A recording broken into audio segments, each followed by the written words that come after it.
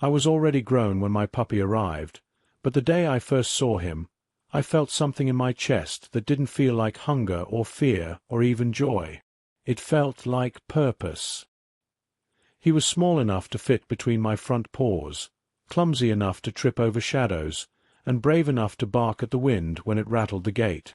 I taught him the rules of our little world, where the sun warmed the tiles in the morning, how to listen for the mail truck, and which corner of the garden had the sweetest dirt to roll in after rain.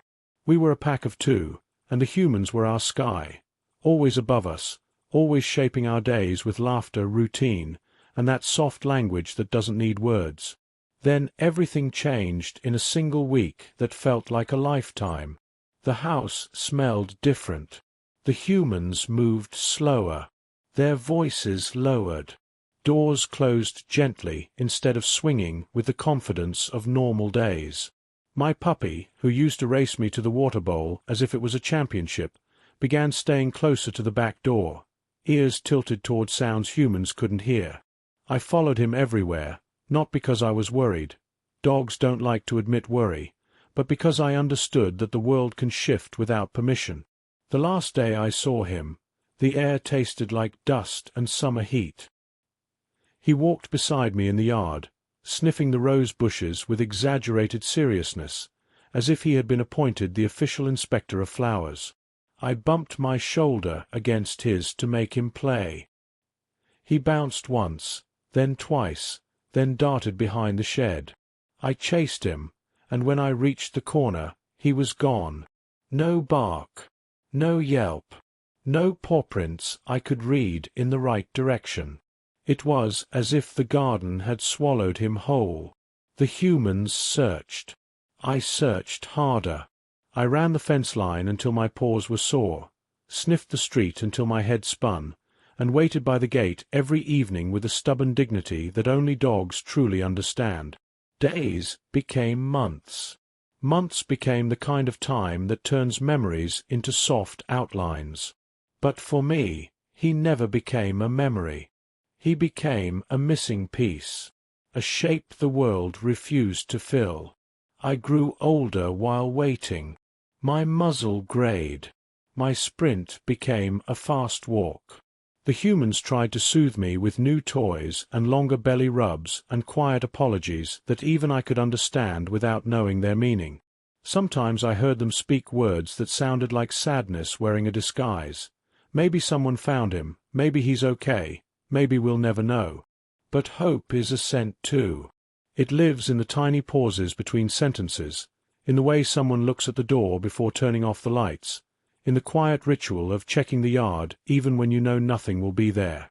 For 6 years, I kept one habit that never left me. I visited the same patch of garden behind the rose bushes, right where my puppy used to pounce on beetles and act like he had saved the world. The ground there always smelled faintly of him, like a song that refuses to end. The humans thought it was just nostalgia. But I knew better. A dog's nose is an archive, and that spot held a story that had never finished telling itself. Then one late afternoon, when the sky was the color of tired gold and the wind carried new leaves across the grass, something changed in the air. A scent hit me so sharply I froze mid-step. It was him, not a memory of him, but a living echo of his puppy days. The kind of scent that doesn't drift by accident. The kind that shows up when the world is finally ready to confess something. I lowered my nose and pressed it against the earth. The smell was coming from below. Without thinking, I began to dig.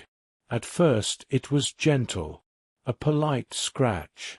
Then faster, desperate.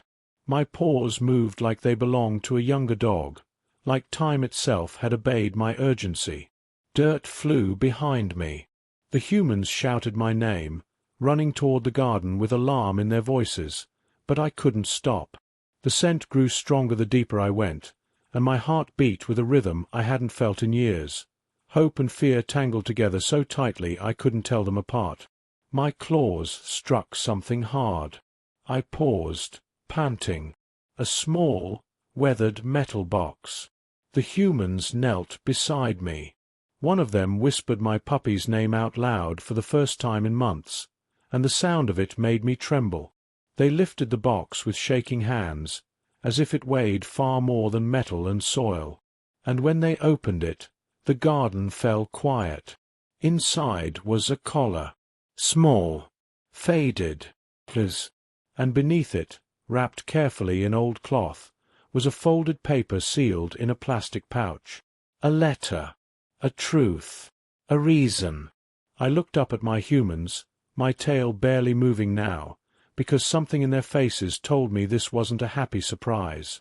This was the beginning of a heartbreak we had never finished living. The humans sat right there on the grass, as if their legs had forgotten how to stand. One of them held the collar against their chest like it was fragile glass. The other carefully opened the plastic pouch and unfolded the letter with hands that shook the way hands do when they're touching a moment they can never undo. I pressed close enough to feel their warmth, close enough to catch every shift in their breath, because whatever was written there belonged to me too. The letter smelled like time. Old ink, old tears, old fear.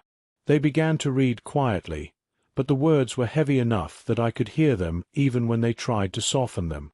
It wasn't written by a stranger.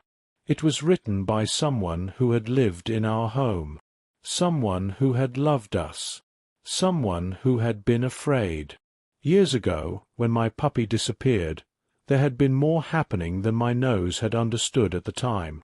A family illness, a sudden financial collapse, life that had tightened around the humans like a rope.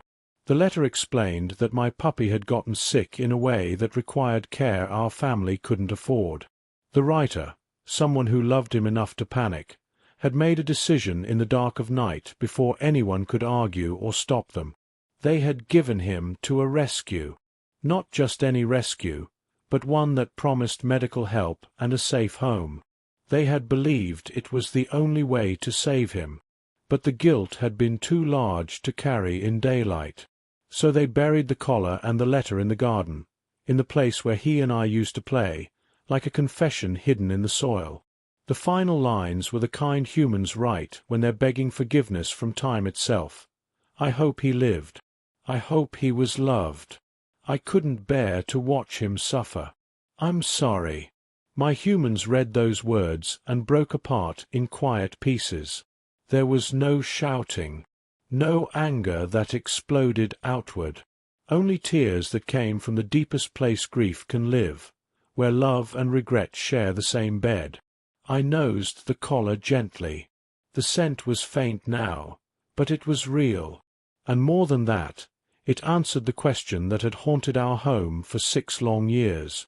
My puppy hadn't vanished into nothing. He had been carried into another life by someone trying to do the right thing in the worst moment of their own. The next days were strange and tender.